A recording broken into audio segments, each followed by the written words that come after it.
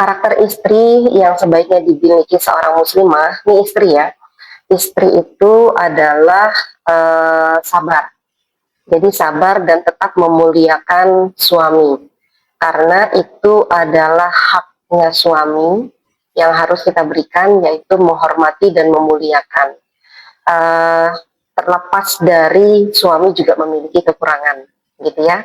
Kita fokusnya kepada apa yang wajib kita lakukan saja, yaitu kita tetap melayani dengan baik, menghormati beliau sebagai seorang suami, karena biar bagaimanapun sekurang-kurangnya suami, beliau itu di sisi Allah, suami itu menjadi tameng dari api neraka untuk kita. Jadi kesalahan-kesalahan istri semuanya menjadi tanggung jawab suami. Jadi kalau kita kurang agama, kita kurang taat, yang dihisap pertama kali itu sebenarnya suami, gitu, bukan ibu-ibu, tapi kita bu, kita tuh yang kedua, gitu kan. Padahal kan kita melakukannya karena kita yang nggak tahu, misalkan ya. Tapi suami itu yang dihisap pertama. Makanya tanggung jawab suami itu di sisi Allah itu sangat besar. Nah, makanya kita tetap memberikan penghormatan kepada suami kita. Nah, itu untuk yang paling ringan. Istri soleha itu adalah sabar dengan kekurangan suami, kemudian tetap memuliakan suami dan menghormati suami meskipun suami memiliki banyak kekurangan. Karena ketika kita mempermasalahkan perkara yang kecil, misalkan ya kekurangannya suami di rumah, kita keluar rumah itu nggak bisa tenang. Suami juga gitu.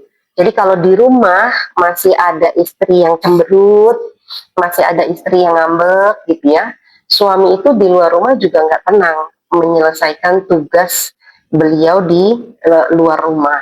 Apakah di pekerjaannya, apakah di tanggung jawabnya di masyarakat, itu juga akan terkendala.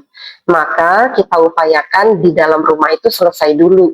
Selesai dalam artian nggak terjadi permasalahan yang besar, nggak menjadi permasalahan yang berlarut-larut. Kalau ada permasalahan, bicarakan maksimal. Kalau kata Rasulullah itu kita boleh saling diam itu maksimal 3 hari kan ya, 3 hari 3 malam. Jadi kalau lagi ada konflik sama suami, lagi sabarnya lagi setipis tisu nih, misalkan ibunya gitu ya, kita lagi sabarnya setipis tisu, apakah lagi menjelang PMS gitu ya, jadi sabarnya setipis tisu dan kita berkonflik dengan suami, yaitu kita kasih limit waktu hanya 3 hari 3 malam. Misalkan saya belum mau bicara, oke, 3 hari itu maksimal. Kalau bisa hanya 1 kali 24 jam itu jauh lebih baik. Setelah itu coba aja pegang tangannya dulu, jangan ngomong, pegang tangannya dulu, peluk dulu suami, baru kemudian ngomong, aku nih sebenarnya kesel kemarin gitu.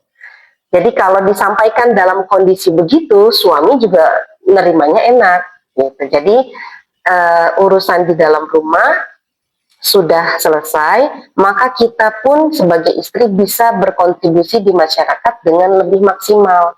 Kita bisa menghadapi orang-orang di luar, tetangga-tetangga, tanggung jawab kita di kantor atau bersama di masyarakat, itu akan lebih tenang karena kita sudah tidak berkonflik lagi di rumah. Jadi sabar dan tetap menghormati suami. Nah, jadi kita bisa melakukan peran kita di luar, misalkan peran kita apa di luar rumah, di masyarakat, menjadi penggerak, misalkan ya, penggerak di tengah-tengah lingkungan kita untuk misalkan penggerak masalah kebersihan lingkungan.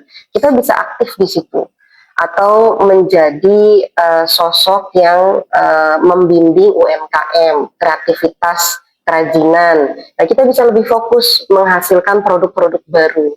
Atau kita bisa melakukan misalkan ya di kantor itu terkait dengan tanggung jawab sebagai pemimpin, manajerial gitu ya. Nah, itu kita juga tetap bisa berkontribusi dengan diniatkan bahwa saya kontribusi di luar rumah itu tidak boleh atau jangan sampai mengganggu suasana di rumah gitu. Suasana di rumah kadang kan ada masalah di luar dibawa ke dalam, ada masalah di dalam dibawa keluar, kan kita begitu karena kita ini makhluk sosial, pasti kalau tidak masalah di dalam rumah pasti masalah dari luar.